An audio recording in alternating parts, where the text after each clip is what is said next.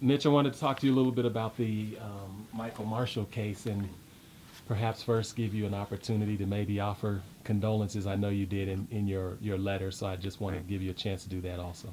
Well, I understand what it's like to lose a sibling. I lost one recently, so my condolences go out to this family. I know that Mr. Marshall had at least a sister. I know he has a niece, and I know there were people out there that loved him, and obviously he was somebody that suffered from differing degrees of mental illness, and that was prevalent throughout the course of his involvement, not only in the jail, but also we looked back to see what got him into the jail and see what his situation was there. So, I know how hard that is. I know what a frustrating thing that can be. I know it's frustrating for law enforcement. I think that our society really needs to take a long look at the way that people with mental illness are treated in our society, and it's one of those issues where my heart goes out for the family, and certainly this is somebody that was in a situation that we like to find no one in. Today you issued a letter, your determination letter, that no charges will be filed in Marshall's death. Can you talk a little bit about that? Sure, I can. It's a 9-page letter. It's a detailed letter. It's footnoted. If you look at it, I think when we're talking about the video that was part of this investigation, it's down to the second sometimes. It's very detailed. It has lots of information. We went back and re-interviewed people.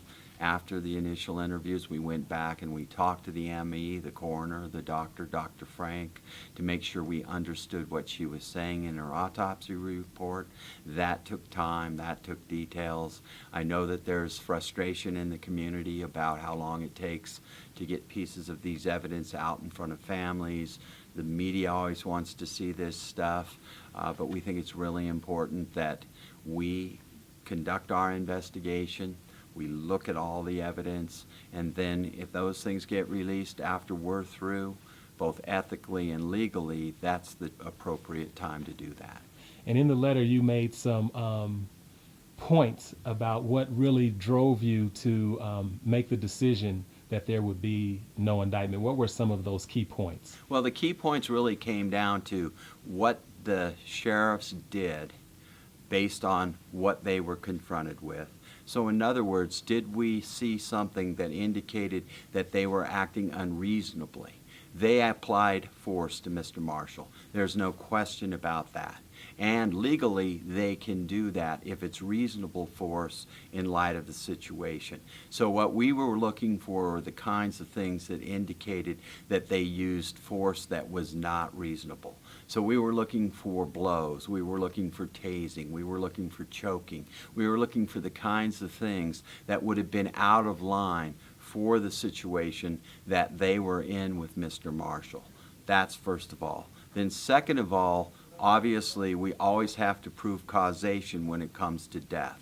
We have to prove that an individual did an act that led to someone's death. So the question of causation became very important, and for those people that read the report, they'll understand we went into detail with Dr. Frank about what she could tell us if we put her on a witness stand. When did this heart problem start? When did this aspiration that was contributing to his death, when did those things start? When do you believe they started? But is it possible they happened here, here, and here? And all those are the kind of things that we need to be able to prove in order to bring a criminal charge in a case like that. If there's open wiggle room, that type of thing, then we're not going to be able to meet our burden. So the two major issues for us was the use of force. Was that something that was reasonable? And then could we show what the sheriffs did caused Mr. Marshall's death? What is most misunderstood about your role and your work? Because you've got a lot of community outrage right now. And a lot of it is based around the statement that you have not indicted law enforcement in any death or excessive force case in your tenure. What would you like to say, and what's most misunderstood about that statement? Well, I think you need to just look back. The last police officer we charged with rape, which is a crime that involves coercion and force, he's in the penitentiary. The last sheriff we charged is in the penitentiary. So the idea that we do not charge sheriffs and police officers when they use excessive force, there is no crime of excessive force. The crimes that we charge them with are first-degree assault, second-degree assault, third-degree assault, depending on if they used a weapon, depending on if there was an injury, depending on the degree of injury. If there's slight injury, that may be third-degree assault, and we have charged that against sheriffs. If there's serious injury, then we've charged that against officers like Officer Porter, who we charged with first-degree assault, went to a jury trial on it. So to say that we didn't charge that is just to ignore those cases that we have charged. And people looking at this will remember the assault out in front of Coors Field, where we charged a Denver police officer for turning an individual's head on video and smashing it into the pavement. Those were all things that we charged. So those are just flat out incorrect statements when it comes to saying that we haven't charged Denver police officers and Denver sheriffs with acts that involve force that have hurt people. And some of those people get convicted and some of them don't. But we don't convict them, juries do that.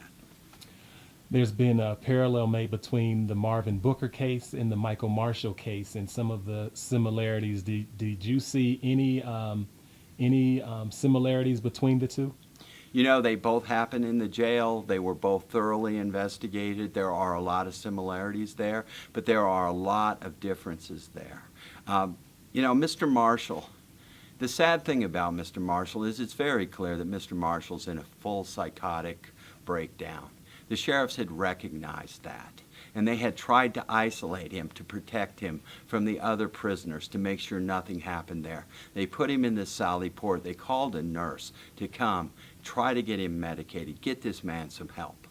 And then they're in a scenario where he tries to get out of the Sally Port, but you can see how agitated he is. You can see that he's suffering and that there is something mentally going on with him. And that, of course, we find out he's a diagnosed schizophrenic, that he's in a psychotic break. And so then he tries to get by the sheriff and get out the door. The sheriff stops him, appropriately places him against the wall with one hand, lets go of him, and at that point he starts to slide down the wall. It's almost like he's out on his feet. He starts to slide down the wall. And I believe that he's starting to have some type of heart problems at that point. And then the sheriff grabs him before he hits the ground, and he places him on the bench, sitting down. And then Mr. Marshall comes up towards the sheriff, and that's when the sheriffs take him to the ground and restrain him. The differences in what Mr. Marshall was doing and what Mr. Booker were doing are far greater.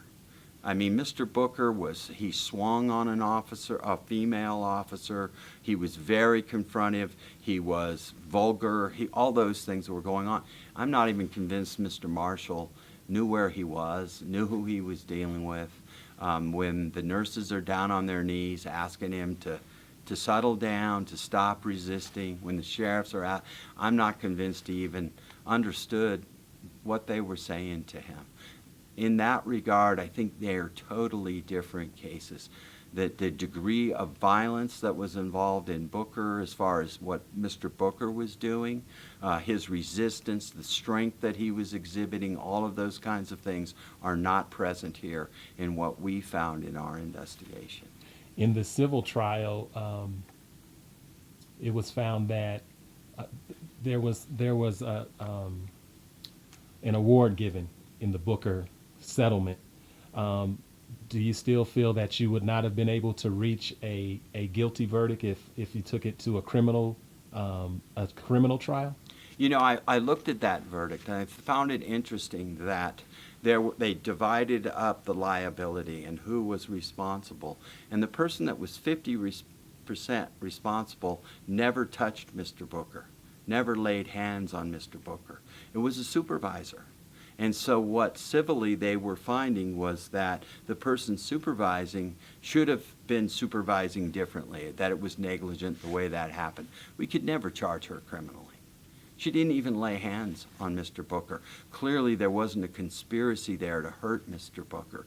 So that kind of gives you an indication of the apples and oranges that you're talking about when it comes to a criminal case and it comes to a civil case. Civil case, the burden is far less. The cases against the city and the sheriff's department. You know, I can't charge the sheriff's department. I can't charge the city of Denver. I have to have someone that's acting. I have to have somebody that is causing something to take place. You have to have an act and a mental state. You don't have to have that at the civil level. So I wasn't surprised at all that there was a settlement, that there was a civil case, that there was some kind of finding on behalf of the Booker family. That didn't surprise me. And it wouldn't surprise me if that happened in this case as well. But that has nothing to do with the decisions that I, as the elected district attorney of Denver, have to make in these tragic situations. We are in a different system than they are in there. And the fact that there's a result there does not necessarily mean that we could have brought charges, and I don't believe there's anything that came out in the civil trial in the Booker case and then the settlement that in any way changed what we could have done in the criminal arena. Can you explain, because I believe that there might be some misunderstanding about when a coroner determines homicide. Right. Can you talk a little bit about what that means? Yeah, well, what that means is they have their discipline. They have their forensic science. And they have certain options on what they can find when it comes to a death. They can say it's accidental. They can say it's suicidal. They can say natural causes. They can say they don't know. And they can say homicide. And basically, you know, in a layman's terms, the way I see it is if someone's touching you when you die, they say homicide. So, you know, I would liken it to somebody's performing the Heimlich maneuver on someone that's choking and they choke. They may very well come back and say that's a homicide. I think that this office in Denver, the Denver Coroner's Office, in this case made it very clear that their designation of a homicide here in no way was indicating that it was a criminal act. It was the nature of how it occurred, the manner of it, how it occurred. But they were not invading into our area to determine if this was a crime or not. They made that very clear when they issued their report, and that's really the way it should be. I think you probably know, I took them on years ago about that in the case that took place at the Denver Zoo. I said, how do you accuse a man that got attacked by a man who's growling like a lion, basically defending himself, not a police officer, a park security guard, of homicide? And they said, you don't understand. We're calling it a homicide because they were touching him. We're not calling him a homicide because he did anything wrong, because he did a crime. And, you know, that grew legs. That became, you know, the coroners from across the country started sending me messages. The ones I know started calling me saying, you know, Mitch, you can't criticize these guys. This is a very limited area where they have to make one of 4 calls, and they made this call, and, you know, it has nothing to do with what you do. So, you know, that's not a fight worth having. I think that those are terms that sometimes out in the community, well, the coroner said it was a homicide. But their coroner is not saying it's criminal. That's our job. And I think if you ask the coroner that, they would agree with that over in the office. Michael Marshall was, I think they said 112 pounds, 5'4". And in your report, I think it was, and I don't know the exact wording, but it was something like he showed his teeth and growled or something like that. Why is that description important? Well, that's what the nurses observed when he was down on the ground. I think there were some things based on that they did. They put a spit mask on him. that you can breathe through, that won't choke you, but at one point they put that on because they were concerned that he might spit on someone. Obviously, he was vomiting. He vomited throughout the entire time of this. He was vomiting when the sheriffs were restraining him. He was vomiting then when they were performing CPR on him. I think that that's part of the problem. When we asked Dr. Frank, when did he aspirate? Well, I believe it might have been when he was prone on the ground when they were restraining him, but it could have been while he was in the chair. It could have been while they were trying to save his life performing CPR. And those could have beens, or those possibilities, are what cause us problems when we try to prove that what the sheriffs did caused the death. So that then leads into the problem that we have trying to prove causation beyond a reasonable doubt. So the idea that he was showing his teeth, and I mean, that's something somebody observed, so we wanted to make sure it was in the report. And I think based on that, we also had that his nostrils were flaring and that he was breathing and that his chest at certain points were indicating that he was still alive. You know, that's an indication that he didn't have vomit in his throat, that he was breathing, those kinds of things. So those are the kind of descriptions that the witnesses observed and we put in the report. People are saying that the system is broken. They're calling on the Department of Justice to come in and investigate the city and county of Denver. Do you think that's a fair assessment? And what are your thoughts around the Department of Justice coming in to investigate the city and county of Denver? You know, they do. They come in. You know, one, I disagree the system is broken. But two, I have no problems with them coming in because that's part of the system. They don't come in because the system is broken. They oftentimes come in just to review a case. They came in and reviewed the Booker case. They didn't find a problem with Denver and the way that they handled the Booker case. They came in on other cases. We showed them the evidence that we had. We opened our file to the FBI and to the Justice Department, and we welcomed the Justice Department to come in and take a look at this case. That's what they do. They're experts in that area. We have no problems with them doing that, and we hope that if they do come in, they do an independent and thorough review, and then they put out a report that isn't 3 or 4 years from now. Because sometimes it's that delay. You know, people ask for it, they call for it, and then we don't ever hear back from them. And then when we do hear back from them, it's like ancient history. So I welcome them in. Look at what we did. We open this up. We make it as transparent as we can. We want people to study it. We want them to understand why we can or can't do something. So obviously when they come in, you know, I sat with them when they reviewed the Booker video. When Booker came down, when they did decide there was nothing they were going to do, did you read it in the newspaper? Did you see it? No. It was too late. And it doesn't help the community when people are saying the system's broken for them to delay to the point that they delay. And so that's my problem with them. I have no problem with them coming in. I hope they review this case as thoroughly, but I'd like to see them be a little more prompt in their responses. On the other side of that, it's being said that the community would like to see your office being more prompt in terms of the release of tapes. The Booker case took 10 months. This took maybe coming up on 3 months or so. And it's being said that there's a lack of transparency as it relates to these cases in the city and county of Denver. What is your response to that? Well, when did the autopsy report come out? Because we could not have made a decision in this case without the autopsy report. I don't believe it was 2 weeks ago. And we're looking at the letter right now. You know, and so it may be that we're getting blamed for that delay, but if you look at this is a 9-page footnoted letter that was produced by the hard-working people in my office within less than 2 weeks of getting the critical report that we needed to be able to do this. So we have been working on this and getting to it. You know, the idea of releasing one piece of evidence in an investigation that requires this kind of work and this kind of looking at one piece of evidence oftentimes takes you in the wrong directions. People jump to conclusions. And if we charge these sheriffs, they have a right to a fair trial. And the fact that this video has been out there, or this family has a right Everybody has their rights, but it all takes time.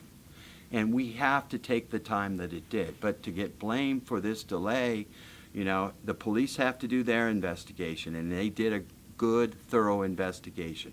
There was interviews of these sheriffs. There were re-interviews of these sheriffs. When the coroner had questions, we went back and again talked to the sheriffs again. What were you doing at that point? What kind of pressure were you applying? All of those kinds of things. They take time. They have to be written up. They have to be recorded. But in less than 2 weeks, we got this out. So if someone wants to blame us, fine, blame us. But we were working hard on this. When we got the opportunity to get it finalized, we did it in less than 2 weeks.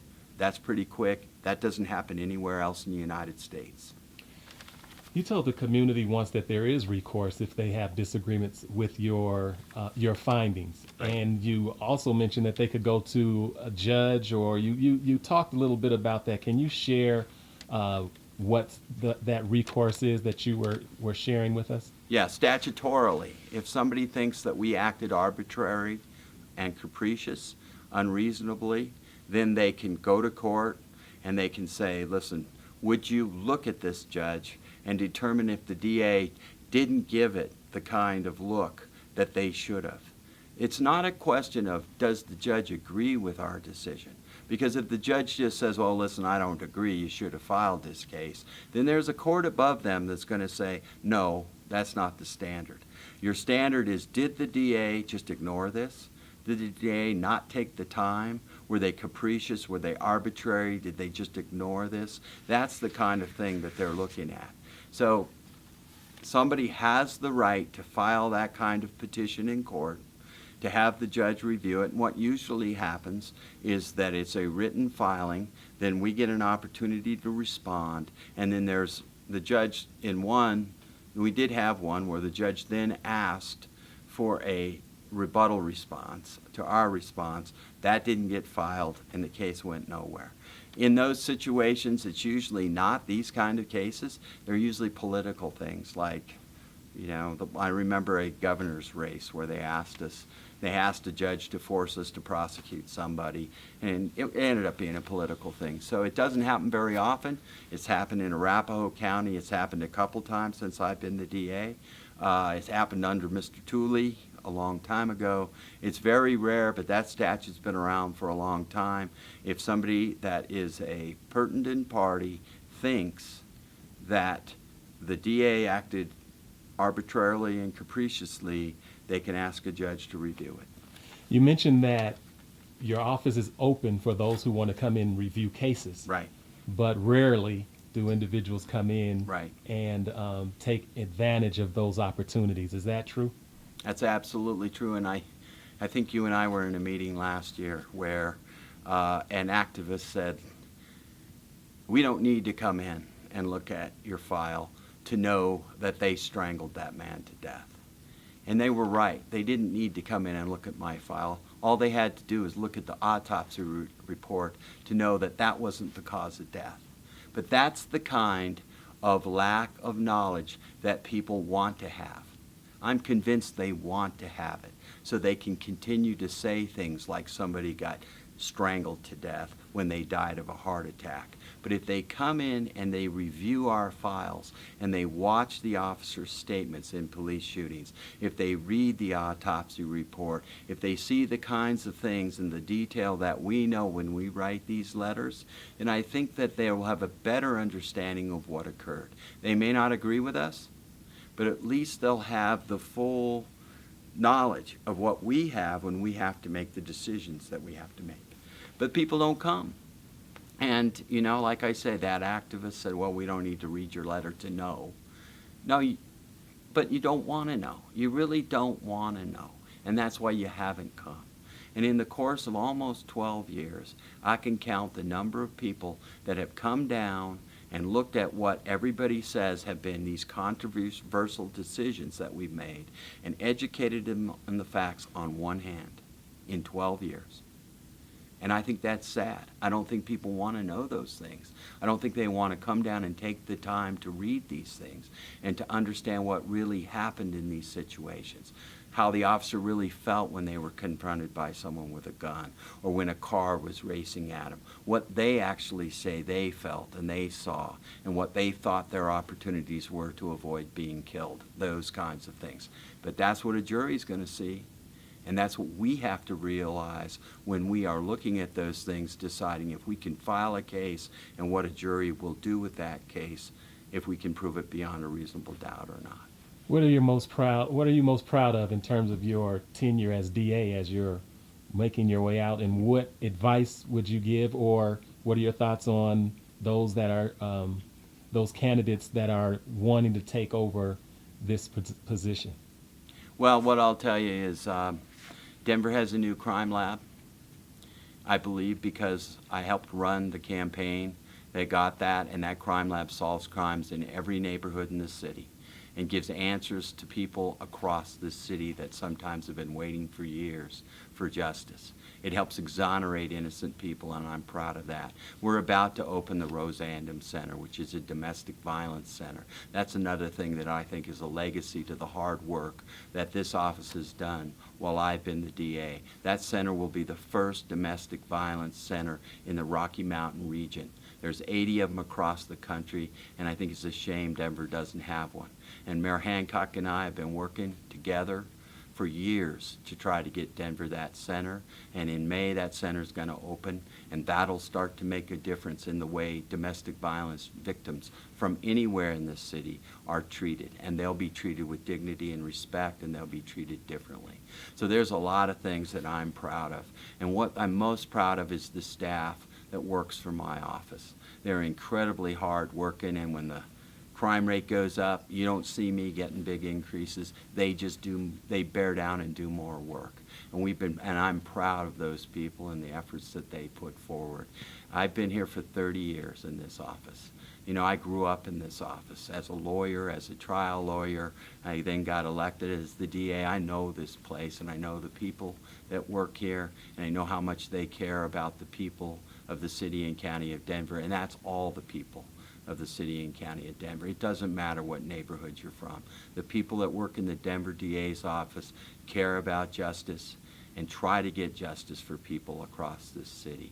And I'm proud that I took this job under Norm Early. I'm proud I got elected 3 times, and I'm just disappointed that I'm term limited. As far as the 4 people running, I forgot more about doing this job than all 4 of them added together. But, you know, that's the way term limits are.